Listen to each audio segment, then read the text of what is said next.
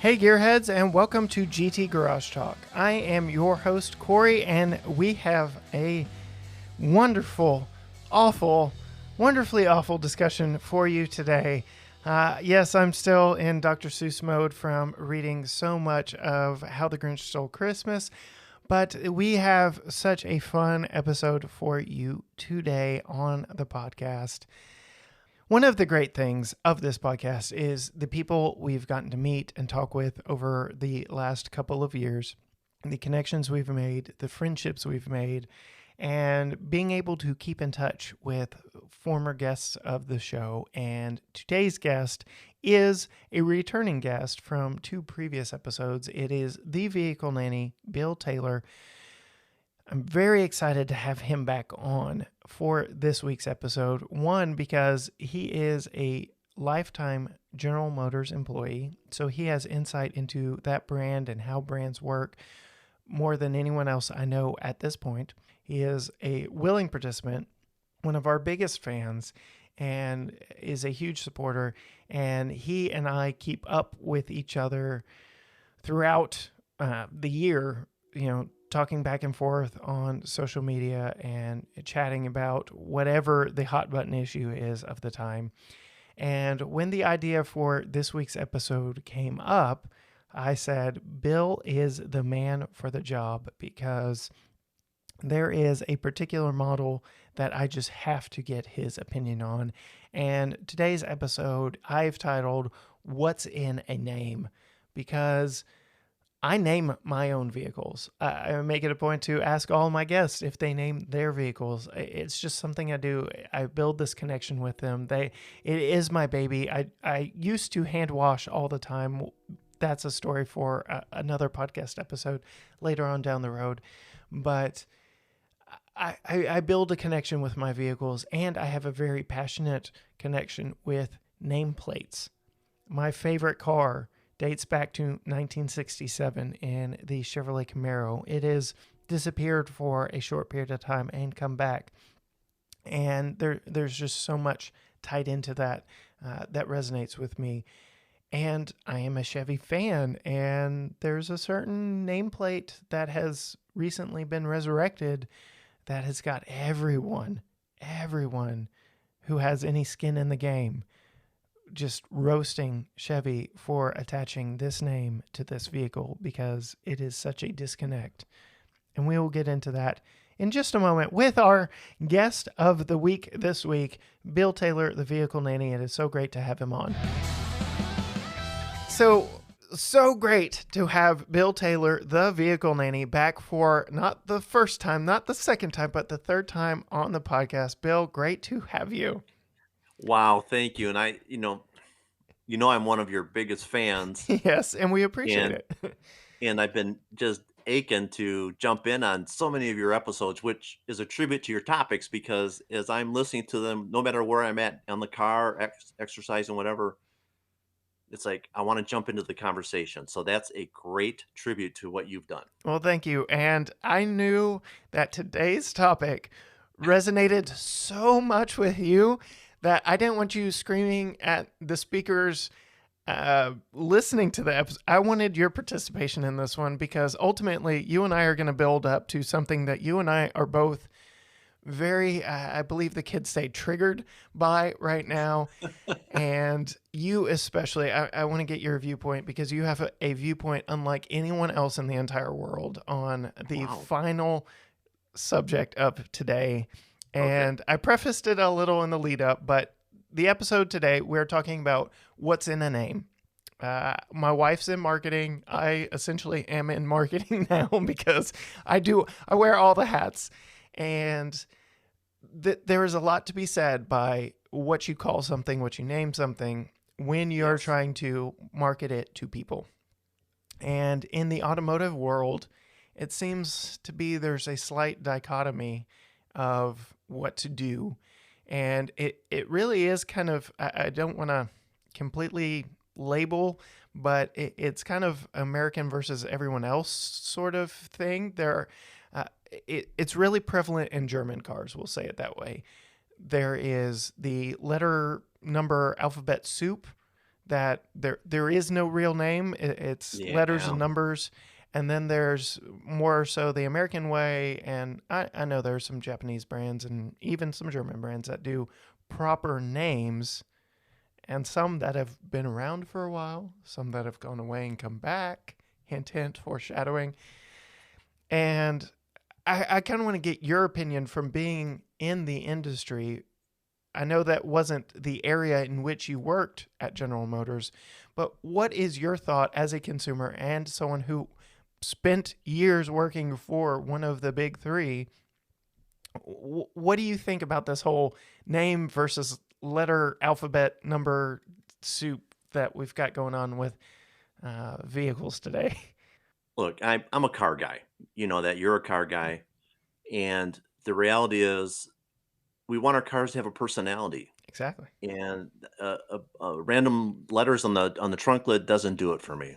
We all grew up with, for you it's Eldorado. For me, it might have been Camaro, and it's not a XL whatever. And this, it's like let's be real about what we're doing here. We're naming, yes, an inanimate object, but it's one that's part of the family. Yep. Yep.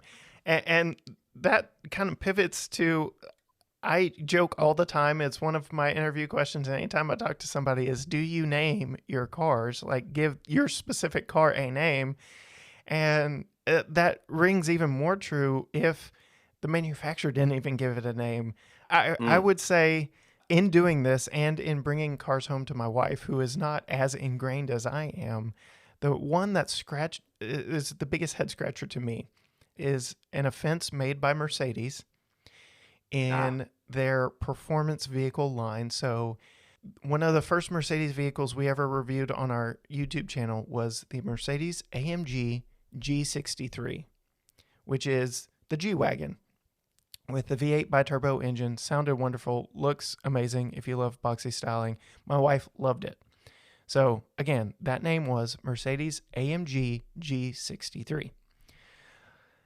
One of the next vehicles I reviewed from Mercedes was the AMG GT63, which you would think would be a very similar car, but could not be more dissimilar in the right. looks and approach, because it was a four-door coupe-like sports sedan hatchback.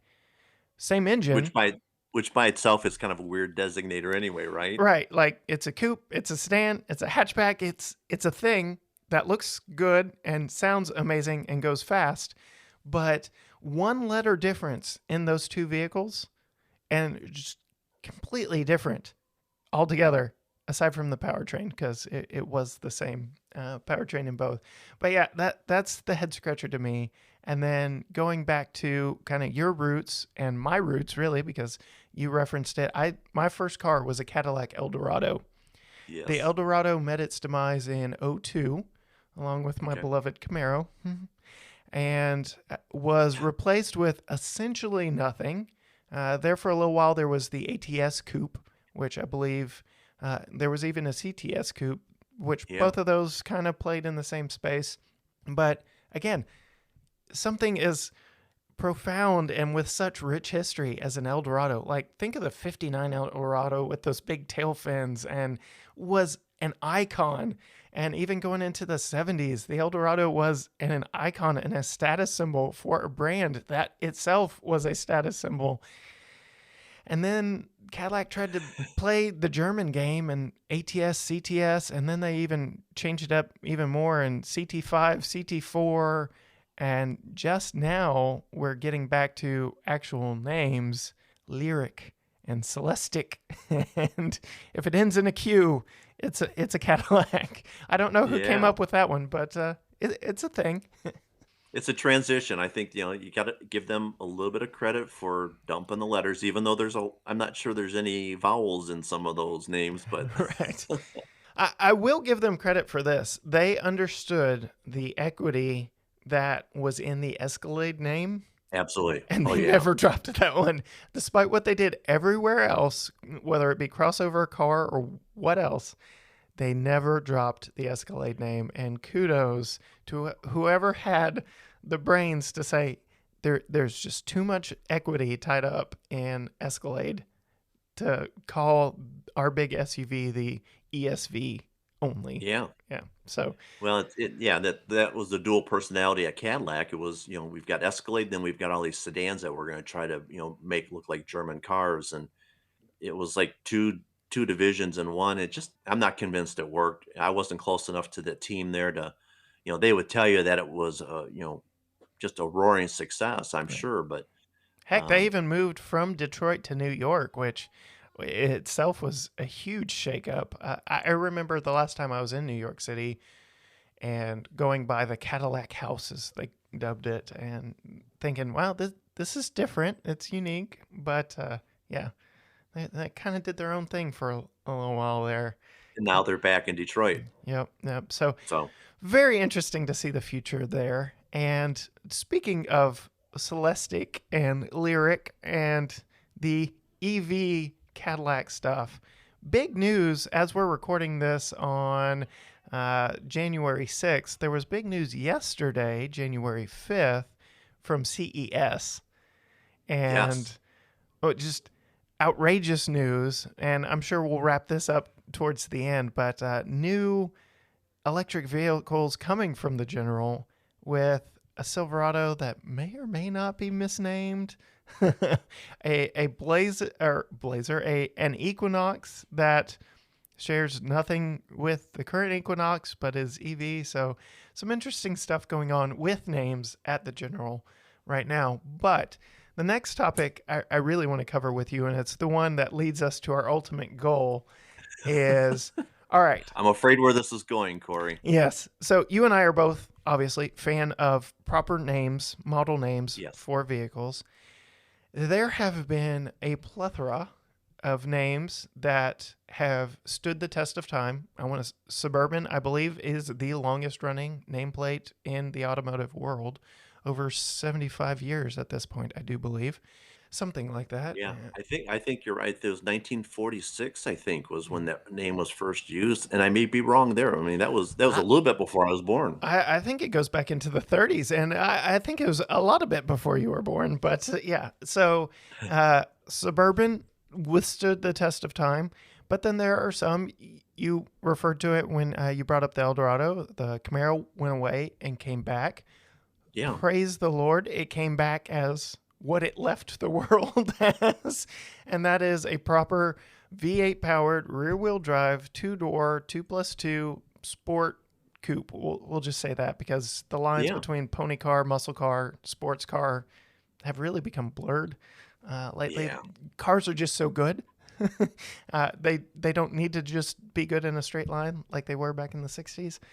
So I believe you have been working on a list of some automotive names that might be a little bit of a frustration to you or might be of just peculiar interest in today's world. What you got? Well, yeah, well, I think it started with, some of these vehicles that have been recently launched with names that were familiar, but they weren't kind of matching up with the vehicles that they originally represented. And it did cause me to say, there have been a number of vehicles introduced in, let's say, the last 10 years or so that kind of resurrected names, but may or may not have remained true to the originals. Right. And so, I just started jotting them down. It's like there's a number of them. I'm thinking three or four, right? I think I've got a dozen of them, probably more than we can talk about today. But I'm going to pick on my friends at Chrysler Okay. first because I think back to, we've got this new Charger and Challenger now, and, Yeah. and look, they've done a lot with that vehicle. A very old platform, and I know you've reviewed them, but they've kind of what you would remember of the original Challenger or Charger from the 70s, muscle car or whatever. Yeah, yes, Charger's a four-door now, hmm but they made sure it had the goods. Right. And it But what served essentially the same purpose, a big Yeah, but what family we vehicle. forget along the way, they've had some starts and stops with those names. So Charger, was this muscle car up until about 78, went away for a few years, came back as a front-wheel drive based on the Dodge Omni, Yes. the Dodge Omni. It was so And bad. I think there may have been a Shelby version of it, but it was There still, was. a front-wheel drive. I think they tried to make it sporty, but it wasn't the same thing. To be fair, it looked in the same vein as the Fox Body Mustang, which at least the Fox Body Mustang, as much as I abhor that car, was rear wheel drive and you could get it with a 5.0 V8. That's about the only thing I applaud of the Fox Body Mustang. But yeah, that Yeah, abomination from Chrysler is just that. so there's where they, had this great heritage, Chrysler engineering, Dodge engineering that they were known for. Then they kind of, because a lot of things that happened in the 70s, came back with a more economical front drive vehicle. Challenger, kind of same roots, but came back as a Mitsubishi Galant basically Yeah. Yeah. for a short while, just a very short while. So, those are the first ones that came to mind that, hey, they started out pretty strong. They're kind of pretty strong right now. They had a little bit of trouble in the middle. Those awkward teenage years, we'll Those call awkward it. teenage years. And look at the model years. You're about right. Yeah. It got rough for American cars in general in the mid to late 70s through the 80s. Staying with that Chrysler vein, I know that this one is probably on your list, but it is probably one of the hottest button topics, names out there right now in the SUV game, and that is what they did with Wagoneer and Grand Yeah. Wagoneer. Yeah. I'm going to be completely honest here. I love You mean the. you normally not? No, I normally just. I hold back a little. I've shared, Okay. especially with on the podcast a lot. I know we did an entire episode on this where I basically said what I'm about to say. I like the premise. I like the bigness of it, the luxury of the Wagoneer and the Grand Wagoneer. I think Sure. FCA, Stellantis, the Chrysler brand, however you want to label them, was sorely needing a big, luxurious SUV. The styling is not quite there for me across the board, no matter what you call it. And then they gave it the Wagoneer name, which, let's face it, the Grand Wagoneer of the 60s, 70s, 80s is very similar to what the Grand Cherokee L is now. Okay. Okay. I see And that. when they attached that name to that body style, I said, what a miss. I think it is a spectacular vehicle, but I just think the naming of it is off. And the styling of the big SUVs, I would probably rank it 2 or 3 because Wow. I've said it once, I'll say it again. I think the Ford twins are on top right now in the Expedition and the Navigator. Never in my wildest what I thought I would go on record of saying that growing up a GM fanboy, but after sampling them, they are that good, and the styling is just on point for those two. But when I was so amped and excited for the Wagoneer and Grand Wagoneer to come back, and just a little let down in the final product in what they chose to name it. I think I would be more amped if they had even called it the Commander, which was Ooh. a very Wow. maligned name from. Why go backwards? Yeah. So I don't know. It was just. It was. Would you feel better if they had wood grain siding? Oh boy, I know 90% of the people on the internet would. And I have spoken with one of the number one restoration companies in the US for classic Wagoneer, Grand Wagoneers. And he was already itching to put wood siding on the sides of those. So, it is what it is. Everybody's got something that they latch onto with these heritage nameplates that have vanished and been resurrected, and they say, yeah, but it doesn't have this on it. And for me, I think if they would have kind of leaned in a little more Range Rover styling, because let's face it, a modern Hmm. Range Rover looks like a modern Grand Wagoneer, in my opinion. Same Yeah, I essential could see that. size. The Yeah. fact that the body line starts at the lower end of the windshield and cuts all the way back to the back, and it's a clean separation from the greenhouse up. I'd just say modern Range Rover looks like a modern Grand Wagoneer, and somebody should put wood paneling on the side of one of those. Well, bring up the Land Rover product. If you don't mind, I'll jump over Sure. that brand. Defender just made a return, Absolutely.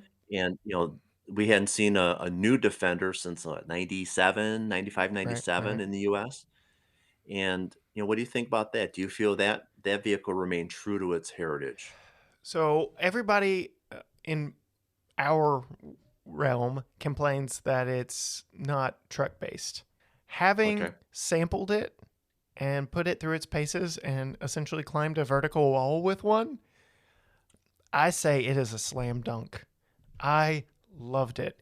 And if we had a dealership locally, the closest one to us is probably 2 hours away, I would be tempted to start migrating that way for that being our next purchase. I loved it that much. It was that good.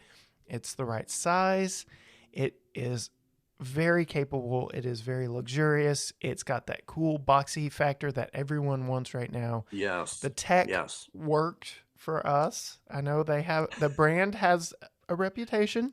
We'll just leave it at that. The brand has a reputation, but just everything worked for me in that, and it was simple and seamless. And let's face it, 90% of the people buying even off-road rigs, even Broncos and Wranglers, aren't really doing the most with what they are capable of doing. And something from the 80s with simple four-wheel drive can do what most people are asking. Heck, my wife's crossover car-based, Dodge Dart-based Jeep Cherokee can do more than most people would ever dream of doing in the off-road world. So Yeah. unless you are like purpose building something, unless you're wanting to lift it and, just do an outrageous build, I think the Defender is just a slam dunk. Yes, it is a departure from what it was, but I think they're going to sell a ton of those, and it is going to be a staple of the brand moving forward. Yeah, and this is it's an interesting thing. You may be surprised by my answer on this because I drove a two-door in October, and I was really thinking about ordering one because I have a Land Rover dealer a mile from me. I can walk there. Lucky you. And I was looking at, I'm trying to keep the price down because they can get out of control, but a Yes. very basic one, which was still pretty nicely equipped. I could get the white steel wheels. I could get a white roof, and there was a blue that was very similar to a Defender blue. It looked the part. It looked the part, and I don't get so hung up on body on frame Right. versus unibody if the vehicle performs Mm-hmm. Mm-hmm. and if it feels it has a structure. And I will tell you, I was super impressed with the structural integrity of this vehicle because I took it for a good test Yep. drive, and I was impressed. I would have considered it strongly if it weren't for its reputation. They are still having issues that even their CEO says they're probably losing 100,000 sales a year because of the perception of their reliability. Yep. Oh, but that being said, the vehicle looks the part. I believe it can perform the part. I think it stayed true to its heritage, to its name. Right. Right.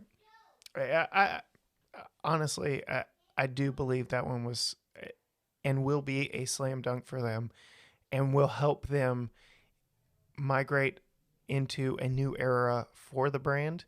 But yeah, the fact that even one of the biggest YouTube car review channels out there that bought one ended up buying three in order to Yes. get their final. So that is not a good look. And Now, it's one of those purchases was because the dealer messed up some right, wiring or something. right. Yeah. But yeah, I believe their first one ended up going back to corporate headquarters to be examined, and like, what on earth happened here? So which is strange because my goodness, cars are so good across the board They nowadays. are. It is They almost are. hard to find a bad car on the market. We are getting to the point where we are nitpicking firmness of seats. Cars are just getting that good, and they have to be because they're getting so daggum expensive. But I was surprised as we're sitting here recording yesterday, I was in a 2022 Kia Forte GT. And Huh. I make jokes in the video a couple times. My introduction to the Kia brand was a 97 Kia Sophia. It was my dad's work car, and 5-speed manual, beige inside and outside. Nothing spectacular, nothing great. It looked like the cheap economy box that it was. And Yeah. all he needed it for was to get him across the massive territory of East Texas cheaply. And it did that. I believe he actually made money on mileage on that car. Okay. And to see what Kia has become since then in my lifetime, just watching them migrate from like the cheapest economy box of cars to the sticker on the one I was driving was $27K for a 22 model with performance aspirations. My 2013 Chevy Cruze Eco stickered for 20. So even with Yeah. inflation, even with everything as it is, that is a heck of a deal, and it was solid. I intentionally took it down bumpy roads. I intentionally took it places to upset it, and it didn't. So cars are just so dang good nowadays that it's crazy what we have gotten out of automakers, and it is almost to the point. Like I said, we're nitpicking firmness of seats, and we're Yeah. nitpicking names. Like I know. I you know. called it the I wrong thing. How dare you?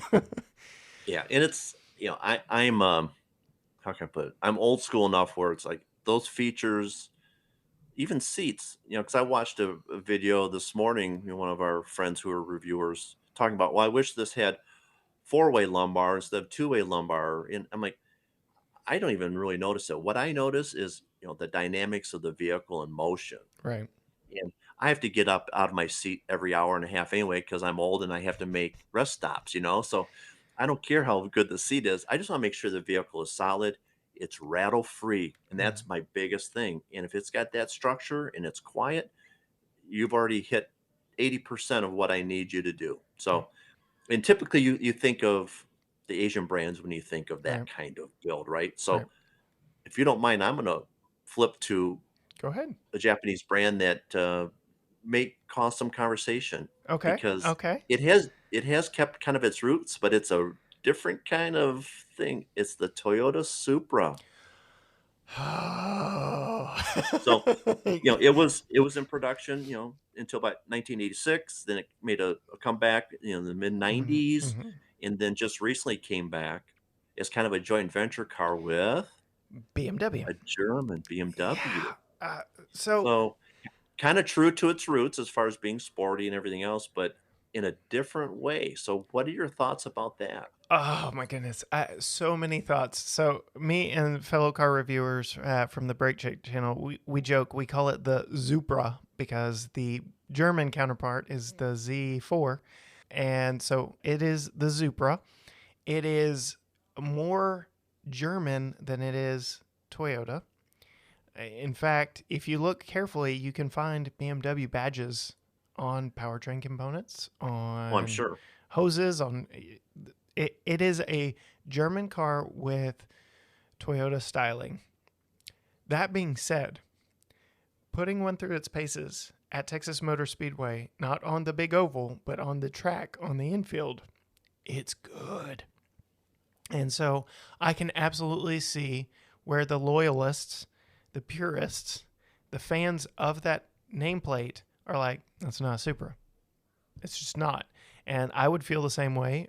Camaro's my favorite car. If something similar had been done to the Camaro, totally get it. That being said, it is a fantastic car, short of So the that begs the transmission. question. It sounds to me like it fulfills the brand promise that was established back in the 70s, but Yes, with a different heart, if you will. very much Does different that art. bother you? Again, detaching myself from the purest nature of that nameplate, no. But as a gearhead, yes. Okay. To the point, again, we jokingly call it the Zupra. I even if they had attached the Celica name to it, I think I would have been offended because Celica and Supra kind of went hand in hand there for a while. They did. Supra was a trim of the Celica. It was the most performance aspired one, if I remember correctly. This is going back to my mom being a gearhead back in the day and drooling over that car growing up. She likes the new one. I think it's a little overstyled. That's another issue entirely. But yeah, I think they should have named it something else entirely. I really do. It's a sporty two-door rear-wheel drive. I get it. They tried to do a little bit in the way of heritage styling, but not really fulfilling that either. I don't know what they would have called it, but no, I think they're essentially what they're doing is they're cashing in on the heritage.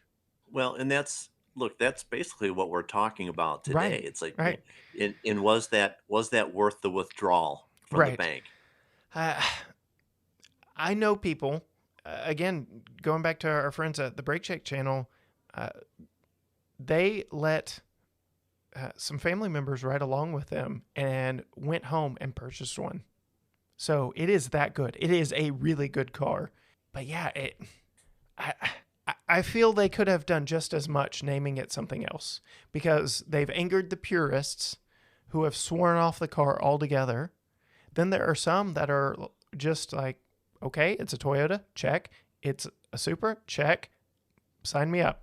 So it's an interesting one. I see complaints and praises on both sides, and it's very Yeah, interesting. I But, I would lump that in with the same category as the Defender to me, right, um, because I don't have any skin in that game. I didn't exactly. have any ownership in Toyota products in the past or Land Rover products. All I have is a vehicle that, okay, it's still living up to the original brand promise. They did it in a different way, but they kind of remain true to what the brand promise was with that name. So I don't have any heartburn over that. Right.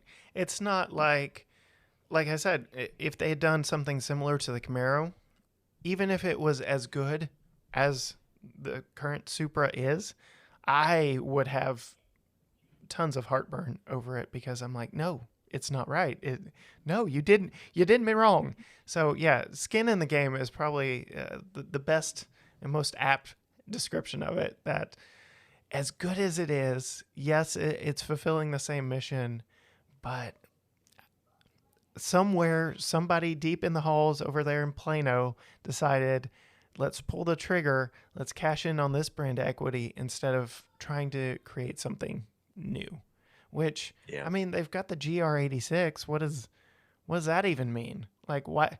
We're talking names. Here's a brand with a bunch of names that named Yeah. essentially a very cool car. Nothing. So I get Yeah. it. What's It's it? Yeah. Gazoo Doesn't Racing speak to me. 86. They should have called that the Celica. I mean, Hmm. that would have Yeah. been a better See? equity cash grab than naming a rebadged BMW a Supra. So, yeah, our friends over there west of us in Plano have got me scratching my head a little bit on some of their namings as well. And don't even get me started on their electrification names. That is an episode unto itself. Oh Everybody's yeah. electrification naming strategy, because I don't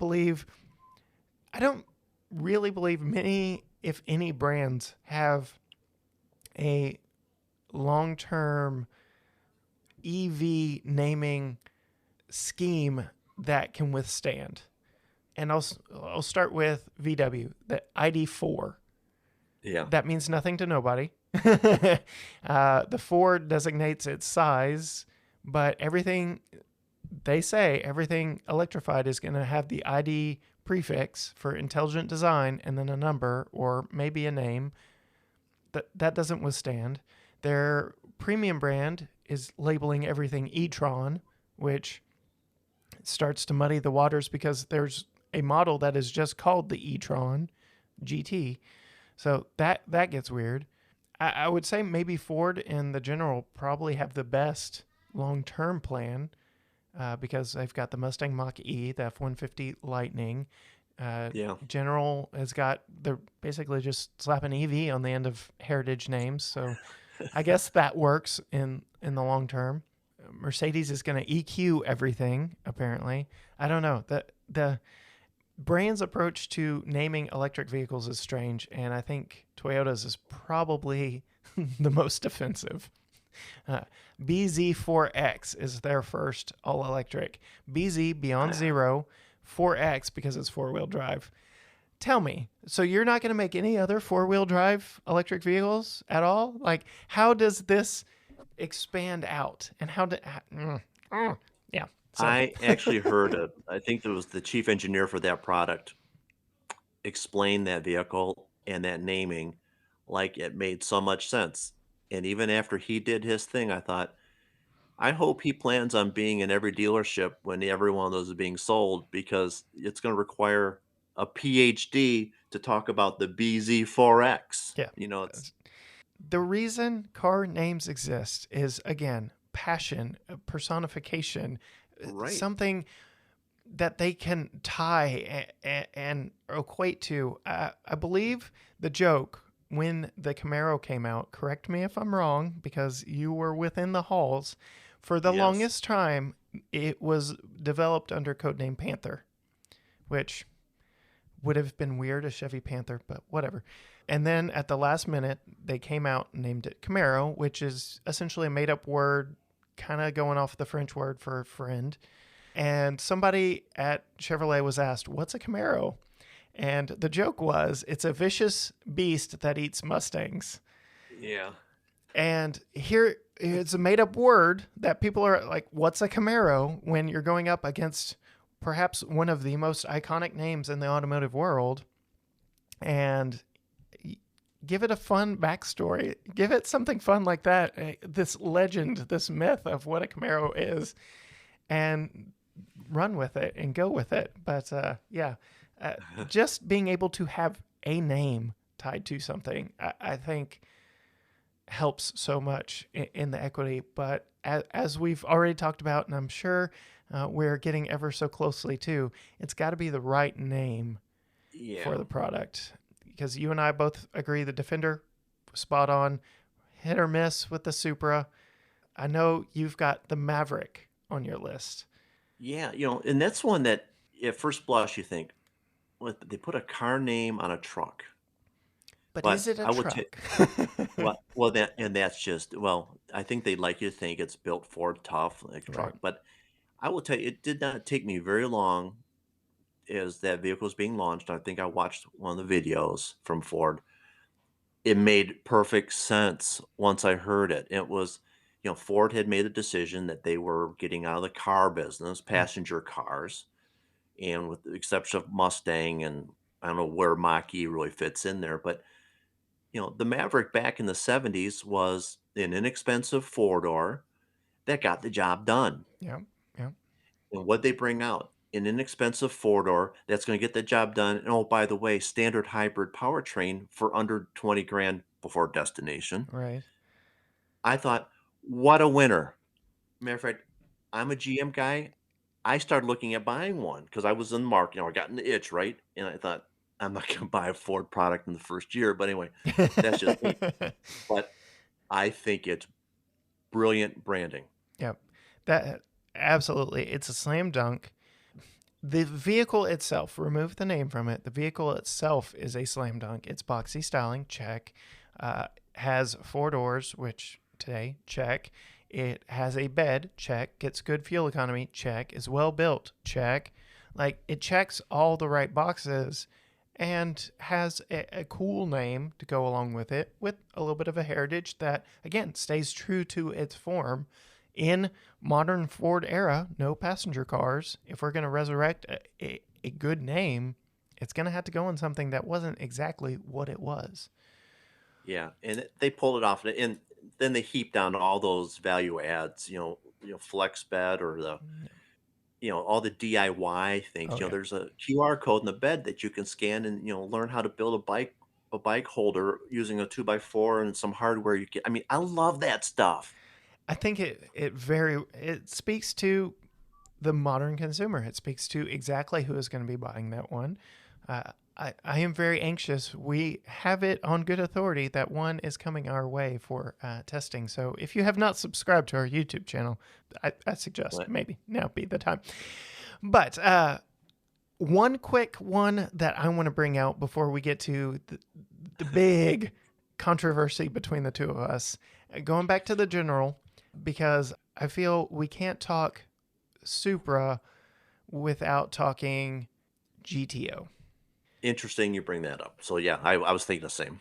When the GTO was original, its name, even back then, was kind of controversial because they're appropriating Italian Yeah. nomenclature for a very not Italian car in any way, a stretch of the imagination. It was big, it was V8 powered, it was rear wheel drive, it was loud, went well in a straight line, not the best Grand Tourer, and was an interesting car of its time. They resurrect it in, what was that, the late 90s, early 2000s, somewhere in there. Yeah, '02, somewhere around there, '04. And they brought back what everyone bashed as a rental car or just a normal car. And they're saying, no, this isn't a GTO. It isn't true to form. No, no, no, no. And most of the purists that knew were like, what? It kind of is true to form because when the GTO started the muscle car craze, DeLorean shoehorned a big V8 high-powered engine in a family car and gave it a cool name and said, here we go. He snuck that through the system by Yes, he doing did. that. God bless him for it. And modern interpretation, big V8 in essentially otherwise mundane sleeper of a car with the GTO name. I'd say that is one of the more true to form resurrections. You know, forget Charger Challenger. I mean, this truly was, they took the formula, applied it to what was in the modern world. Yes, it was Australian, so maybe going that Supra route, okay, it's not American made, okay, but it had an American V8, rear-wheel drive, manual transmission. It's kind of a similar issue with that Supra. And do the purists really like it? Do people who know the history really like it? Do modern people who don't care about names really like it? I don't know. It's a very interesting one. What was your take on the resurrection of the goat? I couldn't get past the styling. It was so bland. It reminded me of the current day two-door Grand Prix that was Right, out there, right, and I think it was too. It looked too much like the other. I knew better. I right, mean, clearly, completely different vehicles.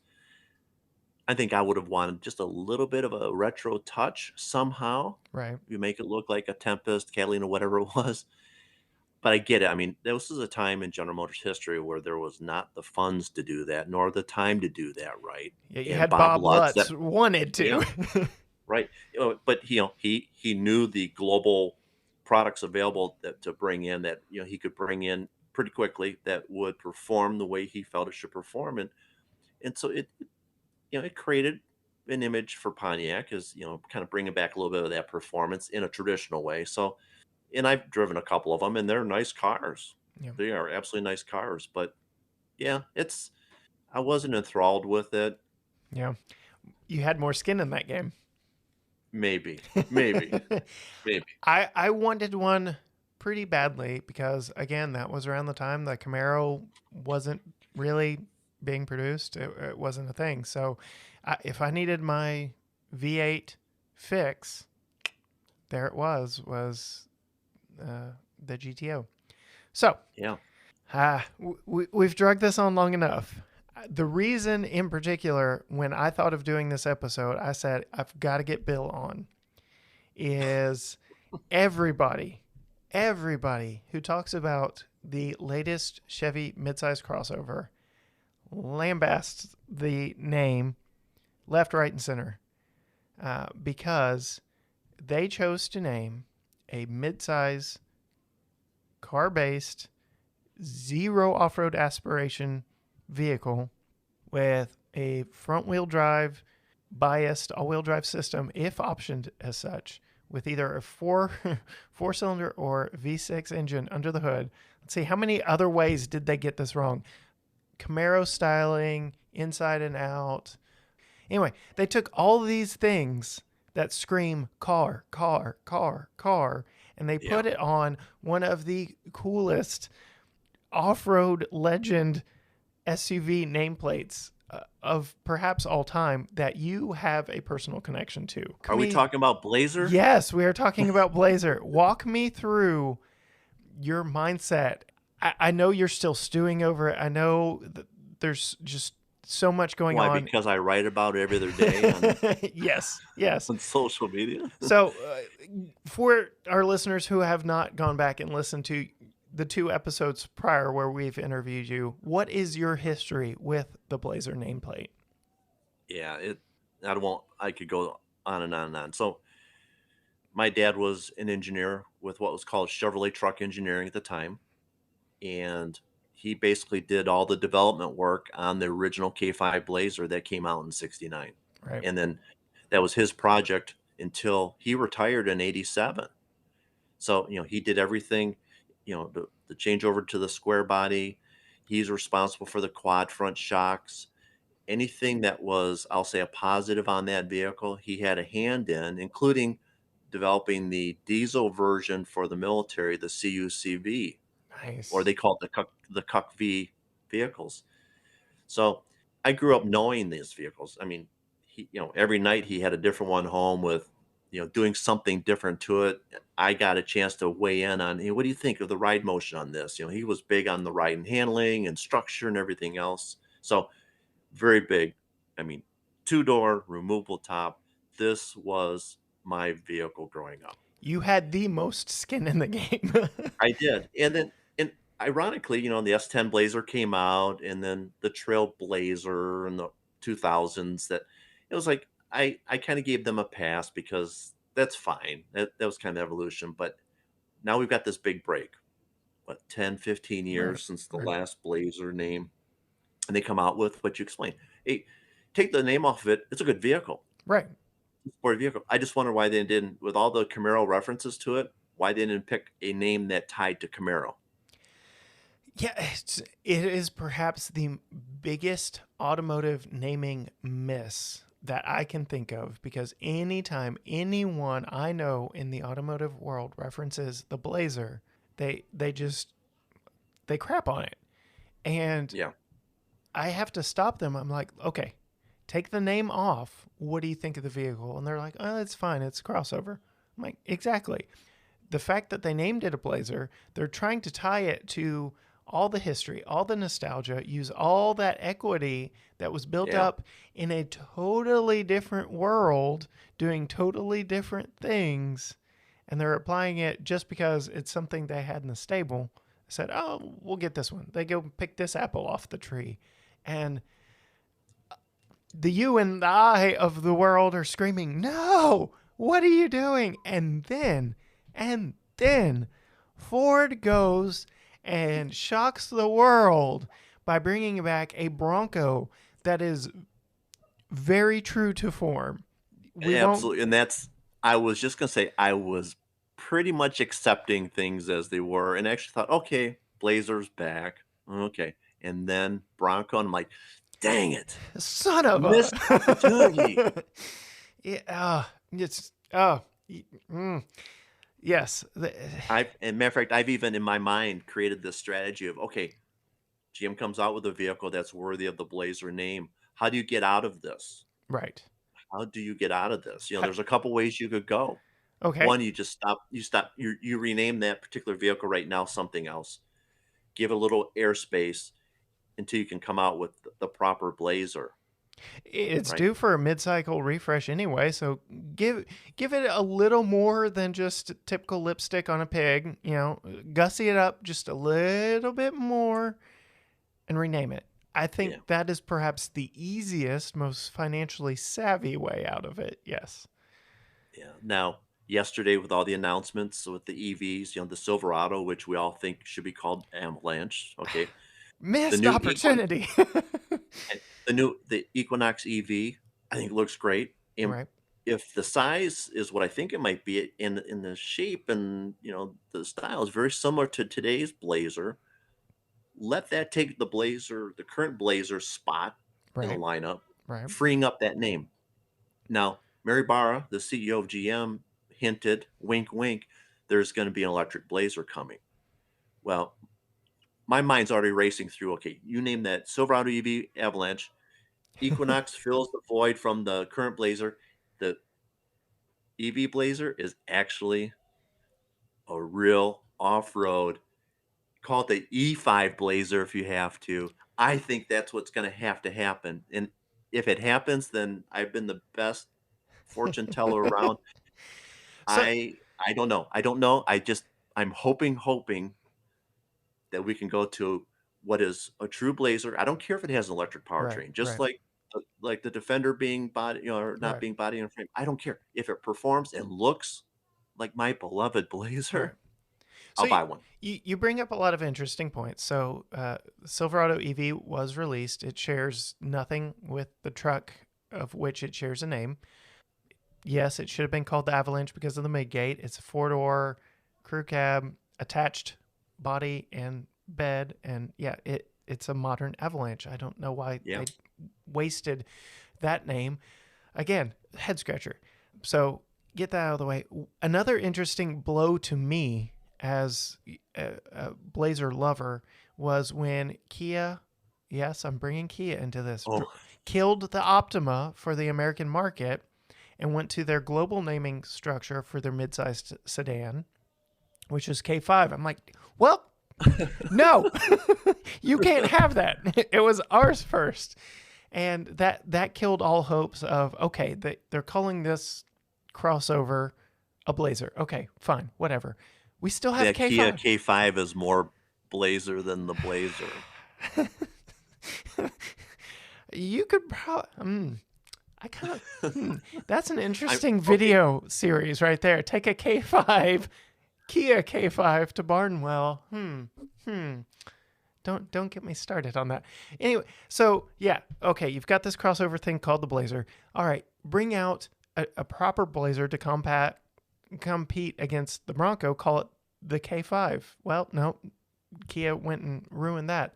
So your naming structure of the E5, that's interesting. I like it. I see where your head's at. Uh, Going to heritage nameplates, they've got the Corvette. They're teasing there's an electric vet coming soon. So it's something we are going to have to get used to in the current prescribed future. I would not be against it. Add on top Yeah. of that, they didn't give us much details. They gave us a really low res photo of one, but they did say the Silverado EV will have a Trail Boss variant. So Yes. that's intriguing to me. Trail Boss is the trim I would go for until they release a ZR2. Now give me a ZR2. But very interesting direction that the General is going with their naming. They But shot them. don't you think if you're going to pull a Ford Bronco kind of announcement, 'cause I think we can all agree that when they came out with Bronco, it was like, oh my God, this makes so much sense. Good for them. Yeah. They are gonna pull everybody out of retirement to buy one of these things. Print What money if they can make them. how does GM one up that? You come out with an electric Blazer that fulfills the original brand promise. Now you've leapfrogged. You've brought it out, the heritage vehicle with a way modern powertrain that could probably do everything that the Hummer EV can, Yeah. Yeah. right? So that's, of course, they are not consulting with me right now. You're not on the payroll, so yeah. No. As much as so, that's an easy pill for me to swallow. Your E5 Blazer, because I'm accepting of the prescribed future. I'm not Okay. in love with it because I don't want to see V8 muscle cars die. I gotta hear the roar, but I see where it's going. I see the writing on the wall. I get it. If this must be the future, I will sign off on it. There are people not as tolerant as I of the electrified future. You thought the Bronco got just a storm of hate for its independent front suspension. Whew. Whew. Bringing an all electric Blazer, which you know is going to have independent front and rear suspension and an electric powertrain. I don't know. As much as you and I would love it, I don't know. I just don't know. It would be a risk.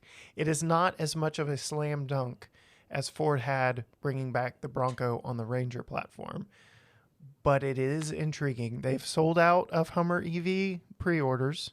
Yeah. They're doing, apparently there's a lot of good press. I've kept my nose down and been in the weeds with the Silverado EV announcement. It's mostly getting good press. They're Yeah. obviously the haters out there. It would be interesting to see. And are they Well, bold enough to pull that trigger? yeah.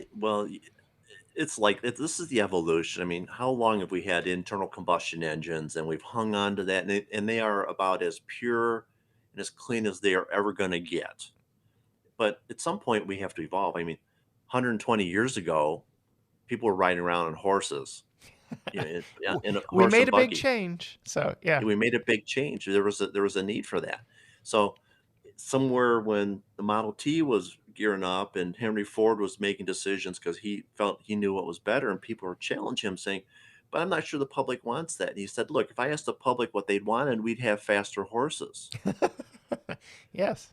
So the independent suspension thing, people have to get past some of those what they consider as purely for the brand and step back and say, what does that vehicle represent? Right. Brawny styling, off-road capability, strong, feels good off the line. Do you really care how you get there? Right. At some point, you got to say, let's get modern. Not for modern sake, but just what makes sense. And again, Defender is my example of you can be modern and have your heritage and have it all. Have your cake and eat it too. I do believe, like I said, I fell in love with the Defender. I sampled it for an afternoon on an off road course. I loved it. Didn't get on road time with it. Sounds like you got a little more on road time with your Oh Defender yeah, 90, and I'm jealous. Yes, good, well done. I've had quite a lot of seat time in Broncos now. Absolutely well done. They made all the right compromises, and you can see Jeep will deny it because I believe them on this. They said the Jeep Wrangler 392 was in production before or before Bronco was a thing. I'll take them at their word on that. But the fact that it was announced on Bronco release day, I'm just saying. I'm just saying. You know, well, the lead Bronc times being what they are, Corey, yeah, they had. I mean, they may not have been ready to announce it till right. then, but Right. that had to have been in the works because Right. there's so much work that goes in, Right. even dropping a new engine in an Right. existing thing. But the Bronco team had the advantage of seeing years and years and years of Wrangler and surveying owners, surveying previous owners, saying, all right, what are all the downsides? How can we improve upon them? I think the frameless doors, they come with their own challenges and problems, but solves a huge, huge, maybe not real problem, but an issue in the fact that on the four door, you can store them in the back. You can take them Yeah. off on the trail, ride doors off on the trail, put them back on for the ride home. Like, genius idea. The Well, mirrors just being having the mirrors mounted to the cowl versus the door. genius idea, and it'll be interesting to see if and where Jeep makes compromises on the next Wrangler, because there's competition now. They are going to have to do that. The JL was leaps and bounds above the JK as far as on-road ride quality. I don't think they're going to give up live axles on the front and the rear, but it'll be interesting to see what wizardry they are capable of doing, because the on-road feel of a Bronco is so much better than a Wrangler. And again, 90% of people buying them don't care. They Yeah. will not take it off road. They don't care if it's a live axle or an independent front suspension. They want it to do what they want it to do There on the you road. go.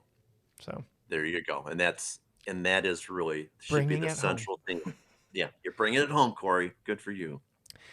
So, Well, Bill, we are about an hour in so far. okay. You and I could go for probably 2, 3, 4, 5 more, especially I know your list is still long. I've still got Yep. some on my side.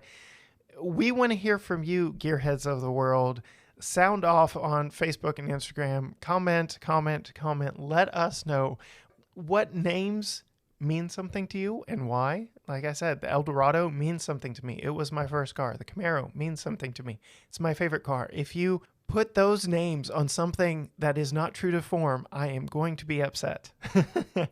What names have been brought back that upset you, or in the case of the Maverick, makes sense?